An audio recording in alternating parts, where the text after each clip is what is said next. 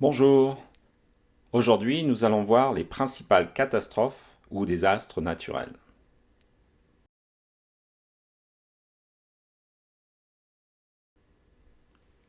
On commence avec une éruption volcanique.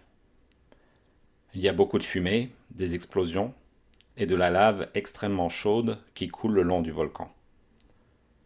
C'est magnifique, mais extrêmement dangereux bien évidemment. Les éruptions volcaniques sous-marines ou les tremblements de terre sous-marins créent des tsunamis. On les appelle aussi des raz-de-marée. Mais les raz-de-marée peuvent être aussi dus à des vents violents, ce qui n'est pas le cas des tsunamis.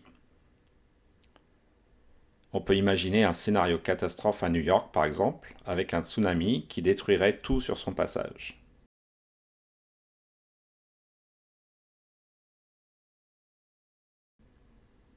C'est impressionnant, non?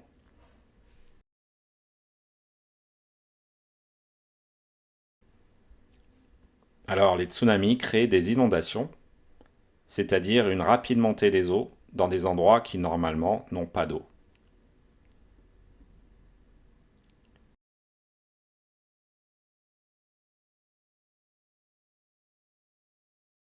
Alors, on a aussi les gros orages ou des tempêtes. Les orages sont associés aux éclairs et au tonnerre avec de la pluie ou de la grêle, alors que la tempête est surtout associée à des vents très puissants. Évidemment, parmi les désastres naturels, il y a les tornades, qui peuvent être extrêmement destructrices.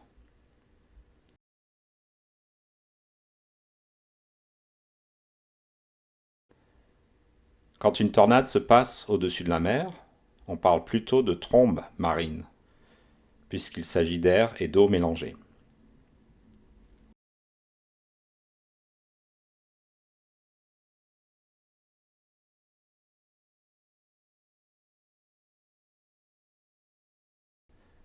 Sur Terre, il peut y avoir la formation d'ouragans quand le vent devient très fort.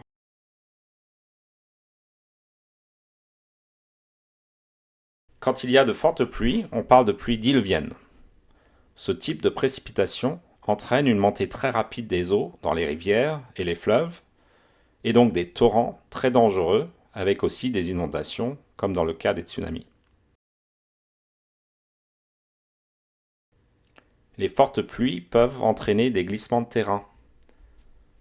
Les tremblements de terre aussi peuvent entraîner des effondrements de terrain, ce qui peut détruire des villages entiers ou des routes.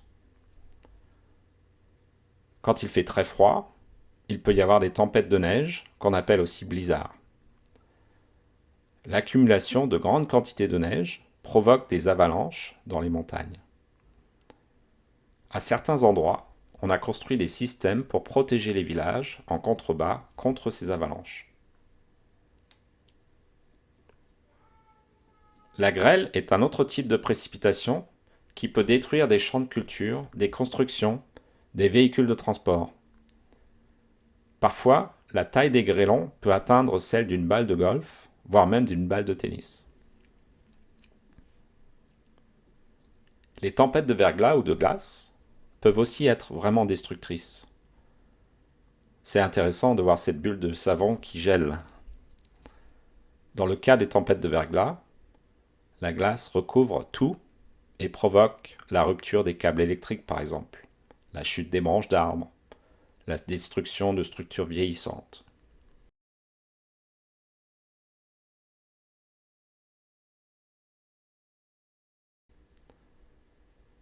À l'opposé, les vagues de chaleur, qu'on appelle aussi des périodes de canicule, peuvent être mortelles. Au minimum, elles induisent des périodes de sécheresse. Comme ici ce lac qui est complètement asséché et ce barrage qui ne sert plus à rien.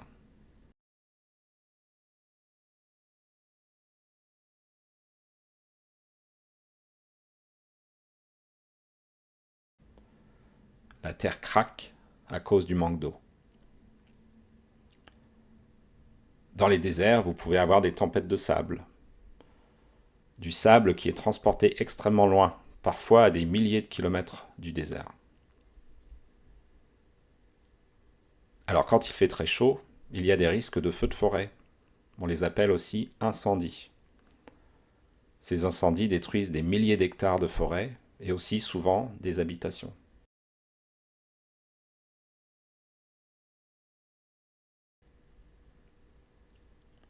Parmi les autres désastres naturels, il y a les tremblements de terre qui peuvent détruire des bâtiments entiers.